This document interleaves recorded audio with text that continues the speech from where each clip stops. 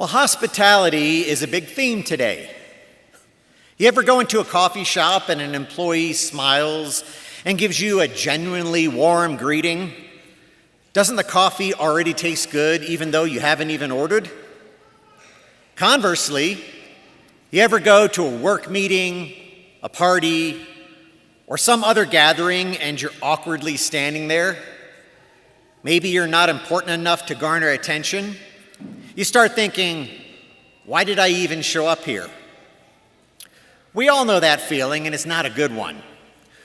Well, today's readings speak to us about how critical hospitality is to a community and how we're expected to do it. Now, when I think about hospitality, it reminds me of a good shark story. Everybody's looking like, what? Well, I used to work in the hospitality field.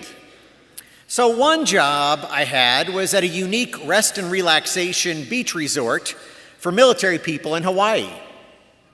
And at the far end of the resort, there was a little private beach area with a house where dignitaries and such would go on their vacations. It's all the high-ranking generals, president was there, those kind of people. And one of my jobs was there for hospitality to make sure that they had a relaxing vacation. One perhaps toughest customer was the wife of a 4-star general who was hosting her own fancy party one Sunday, and she made it clear that there should be no disturbances to her party.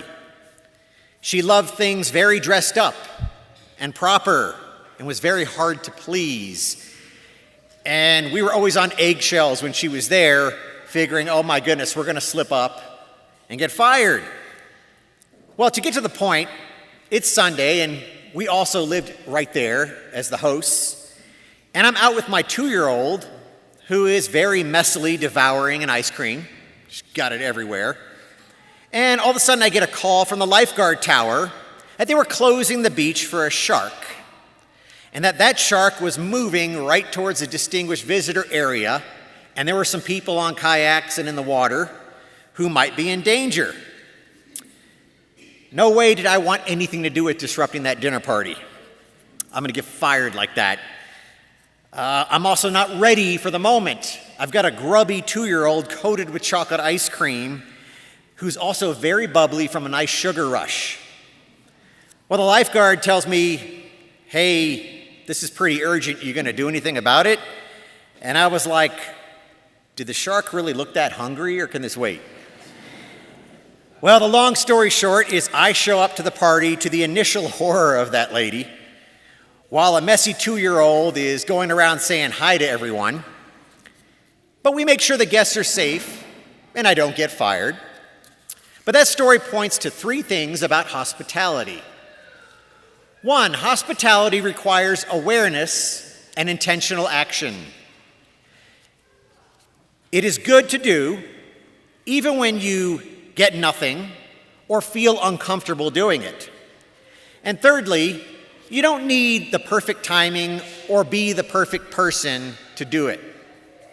So first, hospitality is intentional and requires awareness.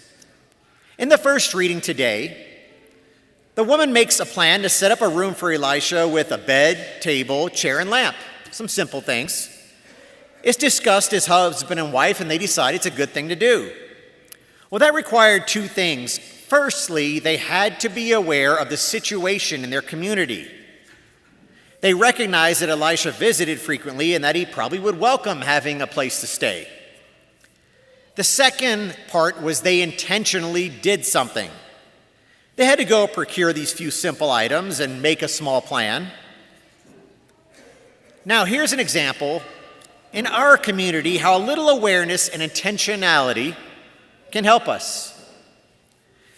So we all see people on the street corners asking for help. You kind of generally know where they're going to be most of the time. And there's not really a lot of time to make a plan when you're in the turn lane and have about 30 seconds until the light turns green. Well, first, we can be aware of our surroundings. Deliberately look for people in need and expect that you're going to see them from time to time. then it can be helpful to be intentional about our desired actions. We could keep a bottle of water and a small thing of granola bars in that little compartment in the car, just in case we run into somebody. Then we're ready to offer hospitality. And when we do it, we don't want to just hand it out the window. That's where we can really take intentionality to the next level of hospitality. Look them in the eye and ask them their name. That can be uncomfortable. And that gets us to our second point. Hospitality does not depend upon what we get in return, or if we do feel comfortable. Sometimes you got to get out of the comfort zone. But interestingly enough, God promises us more than we can imagine when we do it. Now, it's easy to confuse hospitality with entertaining. Entertaining focuses on the host.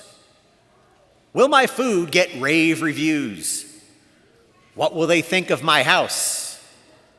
What will they think of me? Hospitality is focused on the guest. Is the guest comfortable? Can I offer them something to drink? Things don't need to be perfect in my house. They just need to be done with consideration and compassion.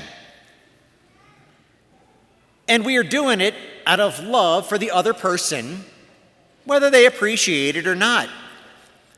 Have you ever tried to be hospitable and the other person is not grateful at all? Perhaps almost as if they deserved it or didn't even notice the effort we took? Doesn't that give us that really annoyed feeling?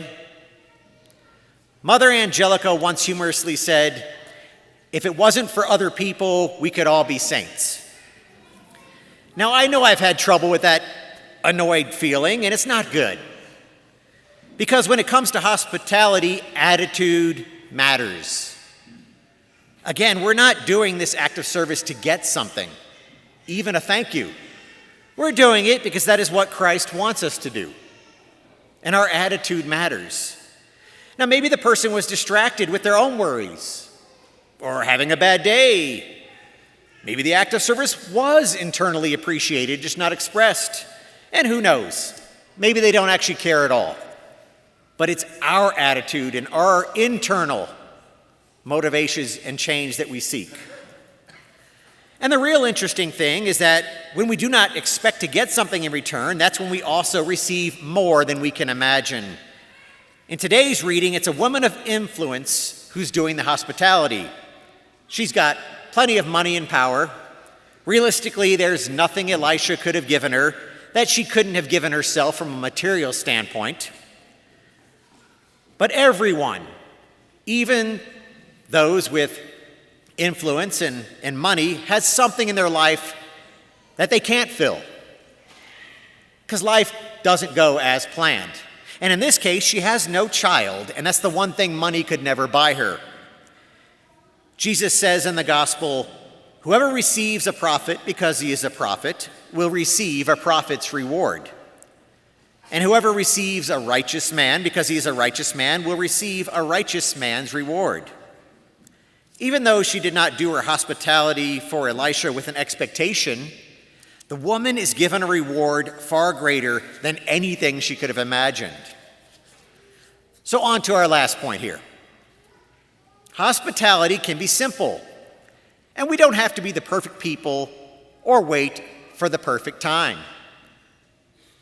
Not everyone is a person of influence, and you don't need to be to show hospitality, nor do you have to wait for that perfect moment. Jesus invites us to the ultimate table of hospitality today in the Eucharist. He does not wait for us to have our lives in full order. He knows what was going on in your car as you drove here today, all the things on your mind. He knows this place is not a sanctuary for saints, but rather a hospital for sinners. And his hospital is full of hospitality. We can do acts of hospitality no matter our position in life. In today's gospel, Jesus says, "And whoever gives only a cup of cold water to one of these little ones to drink, because the little one is a disciple, amen, I say to you, he will surely not lose his reward." And St. Mother Teresa once said, "Not all of us can do great things, but we can do small things with great love." God will show us small moments where we can show hospitality. What might those simple things look like today or this week? Who are we going to greet after Mass today? It's great to greet our friends, and you should greet your friends because that creates an atmosphere and climate of joy in our parish community.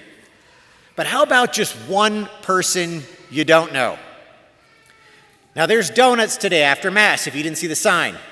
So why spend time in traffic? Go have a donut. But here's the comfort zone challenge. When you grab your donut, can you sit next to somebody you don't know? It's only going to be like 10 minutes. You're not there to make a lifelong friendship. See if you could do it for 10 minutes. Sit them, introduce yourself. Show hospitality that way, and you'll be showing it to each other. So consider that today as one way to do it. Or, if that's in your panic zone, that's your comfort zone, how about just a smile at someone? How about if you're cooking sometime this week, make a little extra food and offer it to a neighbor? Or how about the gift of time? You could talk to somebody you haven't talked to in a while. You could text somebody real quickly, somebody maybe you haven't spoken to in a while, just to let them know you're thinking about them. That's hospitality. They might appreciate that. It might be a good pick-me-up. Our church picnic is coming up August 23rd. Maybe you'd like to help with some small tasks for that. The planning's mostly done for that. All we really need is just a few welcoming people to assist with a few tasks for 30, 40 minutes. Or if you don't want to do that, maybe you could be the one that invites people, especially new parishioners, to join us at our picnic.